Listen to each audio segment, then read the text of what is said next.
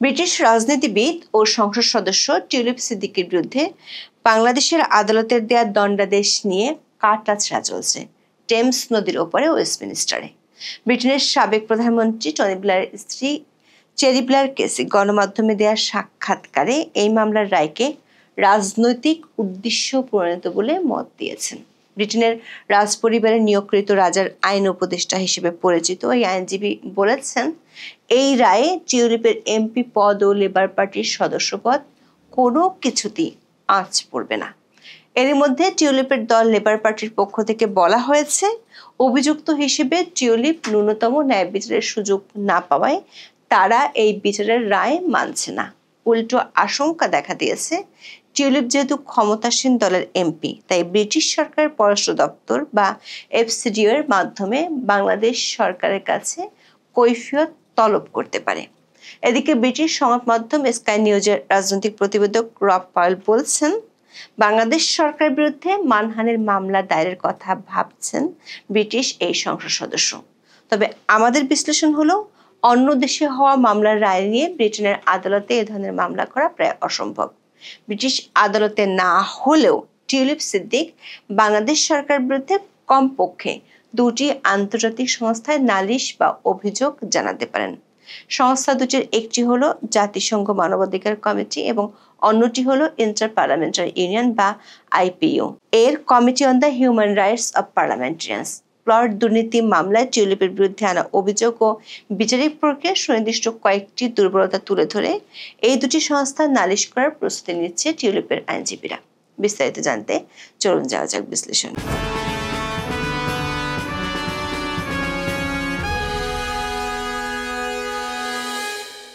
পহেলা December ঢাকার একটি বিশেষ জজ কোর্ট প্লট দুর্নীতির এক মামলায় ব্রিটিশ লেবার পার্টির এমপি টিউলিপ সিদ্দিককে 2 বছরের কারাদণ্ড দিয়েছে। তিনি যদিও হ্যামস্টেড ও হাইগেটের এমপি, পাশাপাশি তিনি বাংলাদেশের প্রধানমন্ত্রী শেখ হাসিনার বোনের মেয়ে। এই রায়ের পরপরই টিউলিপ সিদ্দিক ক্ষুব্ধ হয়ে ওঠেন এবং এই বিচারকে সম্পূর্ণ ফার্স এবং ক্যাঙ্গারু কোর্টের রায় বলে অভিহিত করেন। তিনি বারবারই অভিযোগ করেছেন যে মামলাটি সাজানো বা ফেব্রিকেটেড। প্লট দুর্নীতির অভিযোগে বাংলাদেশের আদালতে ব্রিটিশ এমপি টিউলিপ সিদ্দিকের রায়কে স্বীকৃতি দিতে রাজি নয় যুক্তরাজ্যের ক্ষমতাসীন দল লেবার পার্টিও। রায়ের প্রতিক্রিয়া দলটির একজন মুখপাত্র বলেছেন, টিউলিপ সিদ্দিকের আইনজীবীরা বারবার অনুরোধ জানালেও বাংলাদেশের কর্তৃপক্ষ তা আমলে নেয়নি। কোনো অভিযোগ আনা হলে অভিযুক্ত ব্যক্তির আইনগত প্রতিরক্ষা উপস্থাপনের সুযোগ পাওয়া উচিত, কিন্তু এই ক্ষেত্রে তা হয়নি। সেজন্যই আমরা এই রায়কে স্বীকৃতি দিতে পারি না। এদিকে এই রায় নিয়ে কথা বলেছেন ব্রিটেনের সাবেক প্রধানমন্ত্রী টনি ব্লেয়ারের স্ত্রী চেরি ব্লেয়ার, যিনি কিংস কাউন্সিলের সদস্য। কিংস কাউন্সিল বা কেসি হলো ব্রিটেনের রাজ পরিবারের মনোনীত রাজার আইনজীবী প্যানেলের সদস্য। 2 ডিসেম্বর তিনি ব্রিটেনের সংবাদ মাধ্যম এলবিসি সাংবাদিক অ্যান্ড্রু মার্কে দেয়া সাক্ষাৎকারে পরিষ্কারভাবে বলেছেন, মিস সিদ্দিকের সুষ্ঠু বিচার হয়নি এবং প্রসিকিউশন রাজনৈতিক উদ্দেশ্য প্রণীত। এলবিসি তাদের রিপোর্টে বলেছে, এটি থেকে বোঝা যায় ব্রিটেনের সাবেক বিচারমন্ত্রী রবার্ট বাকল্যান্ড কেসি এবং প্রাক্তন অ্যাটর্নি জেনারেল ডমিনিক রিভ সহ এই মামলায় পরামর্শদাতা সিনিয়র আইনজীবীরা বলেছেন যে এই বিচার অন্যায্য হয়েছে। চেরি ব্লেয়ার বলেছেন, সমস্যাটি হলো টিউলিপের অনুপস্থিতিতে তাকে পলাতক হিসেবে বিচার করা হয়েছে।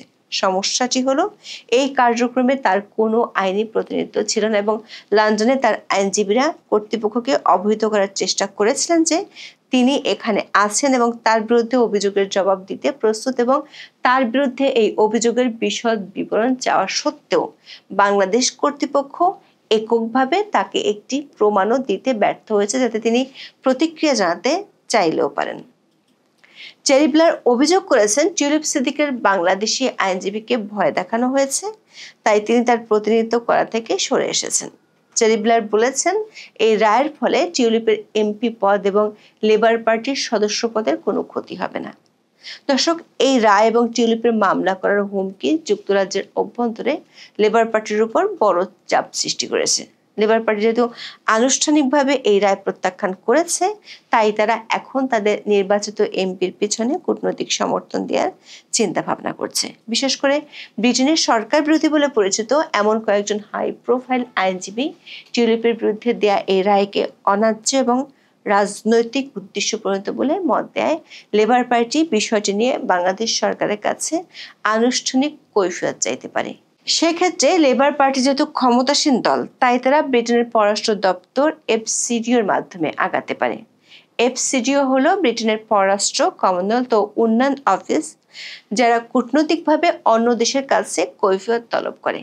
সূত্রগুলো বলছে এক্ষেত্রে কয়েকটি বিষয়ে জবাব চাওয়া হতে পারে। প্রথমত, টিউলিপের আইনজীবী টিম এবং ব্রিটেনের হাই প্রোফাইল 5 জন ব্যারিস্টার বিচার প্রক্রিয়ার স্বচ্ছতা নিয়ে যে প্রশ্ন তুলেছেন সে ব্যাপারে বাংলাদেশ সরকারের কাছে ব্যাখ্যা চাওয়া হতে পারে। অর্থাৎ এই মামলার বিচার প্রক্রিয়ায় কি ধরনের ডিউ প্রসেস অনুসরণ করা হয়েছে। দ্বিতীয়ত, মামলার রায় বলা হয়েছে টিউলিপ সিদ্দিক নিজে কোনো প্লটের জন্য আবেদন করেননি। তার বিরুদ্ধে অভিযোগটি হলো সরকারি ক্ষমতা অপব্যবহার করে প্লট বরাদ্দের দুর্নীতিতে প্রভাব খাটানোর। মামলার সারসংক্ষেপে বলা হয়, টিউলিপ তার খালা মানে তৎকালীন প্রধানমন্ত্রী শেখ হাসিনার উপর প্রভাব খাটিয়েছিলেন যাতে তার মা শেখ রেহানা এবং অন্য 2 ভাই বোন ঢাকার একটি সরকারি প্রকল্পে একটি প্লট লাভ করতে পারেন।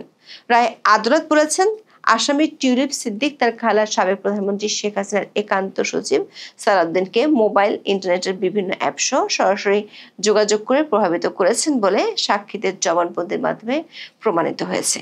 কিন্তু ব্রিটিশ সংবাদ মাধ্যমগুলোতে বাংলাদেশের রাষ্ট্রপক্ষের আইনজীবীদের সাক্ষাৎকার প্রচারিত হয়েছে। সেখানে তারা বলেছেন কোনো ধরনের ডিজিটাল এভিডেন্স তারা আদালতে হাজির করতে পারেননি। বিশেষ করে রাষ্ট্রপক্ষ দুর্নীতির অভিযোগ প্রমাণ করতে দুর্বল ডিজিটাল সাক্ষ্য বা কেবল প্রভাব খাটানোর মতো অপ্রত্যক্ষ প্রমাণের উপর নির্ভর করছে কিনা, যা বাংলাদেশের সাক্ষ্য আইনের 65B ধারা অনুযায়ী ফরেনসিক প্রয়োজনীয়তা পূরণ করেনি। কূটনৈতিক বিশেষজ্ঞরা বলেছেন, টিউলিপ সিদ্দিক বর্তমান ব্রিটিশ এমপি হওয়ায় এবং লেবার পার্টি এই রায়কে স্বীকৃতি দেবে না বলে ঘোষণা করায় এই মামলা যুক্তরাজ্যের সাথে বাংলাদেশের কূটনৈতিক সম্পর্ককে শীতল করতে পারে। সূত্রগুলো বলছে, বাংলাদেশের আদালত থেকে পূর্ণাঙ্গ রায় প্রকাশের পর বিষয়টি নিয়ে কাজ শুরু করতে পারে ব্রিটিশ পররাষ্ট্র দপ্তর। যুক্তরাজ্য ও বাংলাদেশের মধ্যে প্রত্যর্পণ চুক্তি না থাকায় এই মুহূর্তে টিউলিপকে নিয়ে খুব বেশি চিন্তিত নয় ব্রিটিশ সরকার। তবে ফৌজদারি দণ্ড থাকায় টিউলিপ সিদ্দিক বাংলাদেশে ভ্রমণ করতে পারবেন না। কিন্তু তার এই দণ্ড কমনওয়েলথভুক্ত দেশ সহ বাংলাদেশের মিত্র রাষ্ট্রগুলোতে তার আন্তর্জাতিক ভ্রমণের উপর নেতিবাচক প্রভাব ফেলতে পারে। সেজন্য বিষয়টি নিয়ে খুব শিগগিরই বাংলাদেশ সরকারের কাছে কূটনৈতিক চ্যানেলে জানতে চাইবে ব্রিটিশ সরকার। দর্শক, এদিকে ব্রিটিশ সংবাদ মাধ্যম স্কাই নিউজের রব পায়েল খবর দিয়েছেন, টিউলিপ সিদ্দিক বাংলাদেশ সরকারের বিরুদ্ধে আন্তর্জাতিক মানহানির মামলা করার কথা ভাবছেন। স্কাই নিউজের সাংবাদিক পায়েল বলেছেন, এই মামলা মোকাবেলা করতে যদিও টিউলিপ বাংলাদেশে যাচ্ছেন না, তবে ঢাকার কর্তৃপক্ষের বিরুদ্ধে মানহানির মামলা করার বিষয়ে আলোচনা চলছে বলে নানা সূত্রে খবর মিলেছে। ধারণা করা হচ্ছে, টিউলিপ সিদ্দিক তার দণ্ডের বিরুদ্ধে বাংলাদেশের কোনো উচ্চ আদালতে আপিল বা অভিযোগ করবেন না। সেক্ষেত্রে আমাদের বিশ্লেষণ হলো, ব্রিটেনের কোনো আদালতে টিউলিপ সিদ্দিকের পক্ষে এ ধরনের মামলা করা প্রায় অসম্ভব। ব্রিটিশ আইনজীবীরা মনে করেন এর পেছনে বেশ কয়েকটি কারণ আছে। প্রথমত, বিদ্বেষমূলক বিচারের মামলা সফল হতে হলে টিউলিপের বিরুদ্ধে আনা মূল ফৌজদারি মামলাটি তার পক্ষে নিষ্পত্তি হতে হবে। যেহেতু ঢাকার আদালত তাকে দোষী সাব্যস্ত করেছে, আপিলে খালাস না পাওয়া পর্যন্ত এই গ্রাউন্ডে মামলা করা সম্ভব নয়। দ্বিতীয়ত, সবচেয়ে বড় আইনি বাধা হলো বিদেশি সার্বভৌমত্ব রক্ষা করা বা ফরেন সভরিয়ান ইমিউনিটি। আন্তর্জাতিক আইন অনুযায়ী প্রসিকিউটর বা বিচারকের কাজকে রাষ্ট্রের সার্বভৌম বা বিচারিক কাজ বা অ্যাক্ট অফ স্টেট হিসেবে বিবেচনা করা হয়। বাংলাদেশের একটি নিম্ন আদালতের রায় ধরে যুক্তরাজ্যের আদালতগুলো সাধারণত অন্য একটি সার্বভৌম রাষ্ট্রের বিচারিক প্রক্রিয়া হস্তক্ষেপ করতে অনিচ্ছুক হতে পারে বলে মনে করছেন আইনজীবীরা। তবে টিউলিপের পক্ষে নামা কিংস কাউন্সিলরদের পরামর্শে টিউলিপের আইনজীবীরা দুটি বিকল্প অপশনের দিকে ঝুঁকতে পারেন। এর একটি হলো ইউএন হিউম্যান রাইটস কমিটিতে অভিযোগ দায়ের করা। যদিও জাতিসংঘ মানবাধিকার কমিটি কোনো পূর্ণাঙ্গ আদালত নয়, তবে এটি একটি আধা বিচার বিভাগীয় বা কোয়াসি জুডিশিয়াল ফোরাম। দর্শক, এক্ষেত্রে একটি শর্ত আছে। যে দেশের বিরুদ্ধে অভিযোগ সেই দেশটি যদি international covenant of civil and political rights বা ICCPR চুক্তির অপশনাল প্রোটোকল স্বাক্ষর করে থাকে তবে এই কমিটিতে অভিযোগ করা যেতে পারে। বাংলাদেশ 2000 সালের 6 সেপ্টেম্বর ICCPR চুক্তিতে অ্যাকসেশন বা যোগদান করেছিল, যার ফলে চুক্তি অনুযায়ী বাংলাদেশকে মানবাধিকার সংক্রান্ত প্রতিবেদন জাতিসংঘের হিউম্যান রাইটস কমিটির কাছে জমা দিতে হয়। কিন্তু প্রথম ঐচ্ছিক প্রোটোকল স্বাক্ষর না করায় এই কমিটি কোনো ব্যক্তি বিশেষের পক্ষ থেকে বাংলাদেশ সরকারের বিরুদ্ধে সরাসরি অভিযোগ বা নালিশ গ্রহণ করতে পারে না। সংশ্লিষ্টরা বলছেন টিউলিপের পক্ষে জাতিসংঘ মানবাধিকার সংস্থায় আবেদন করা সম্ভব হয়তো হবে না, তবে বিকল্প একটি অপশন আছে যেখানে টিউলিপের পক্ষ থেকে নালিশ করার কথা চিন্তা ভাবনা করা হচ্ছে। সেটি হলো ইন্টার পার্লামেন্টারি ইউনিয়ন বা IPU। IPU এর committee on the human rights of parliamentarians নামে একটি বিশেষ কমিটি আছে, যার মূল কাজ হলো বিশ্বব্যাপী সংসদ সদস্যদের মানবাধিকার রক্ষা করা এবং তাদের বিরুদ্ধে নির্যাতনের অভিযোগ তদন্ত করা। টিউলিপ এই সংস্থার কাছে অভিযোগ করলে সরেজমিনে তদন্ত দল পাঠাতে পারে IPU। যদিও IPU এর সিদ্ধান্ত সরাসরি আইনগতভাবে বাধ্যতামূলক আদালতের রায়ের মতো নয়, তবে এর একটি শক্তিশালী রাজনৈতিক চাপ সৃষ্টির ক্ষমতা আছে। এটি আন্তর্জাতিক সংসদীয় সম্প্রদায়ের দৃষ্টি আকর্ষণ করে এবং সংশ্লিষ্ট দেশের উপর কূটনৈতিক চাপ বাড়াতে সাহায্য করে। বাংলাদেশ IPU এর একটি সদস্য রাষ্ট্র, তাই তারা এই ফোরামের নিয়ম মেনে চলতে বাধ্য।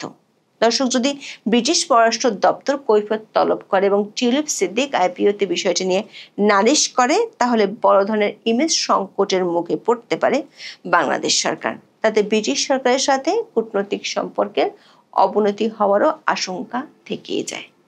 এখন এ পর্যন্ত। সবাই ভালো থাকুন, সুস্থ থাকুন, নিরাপদে থাকুন। দেখা হবে আগামী পর্বে।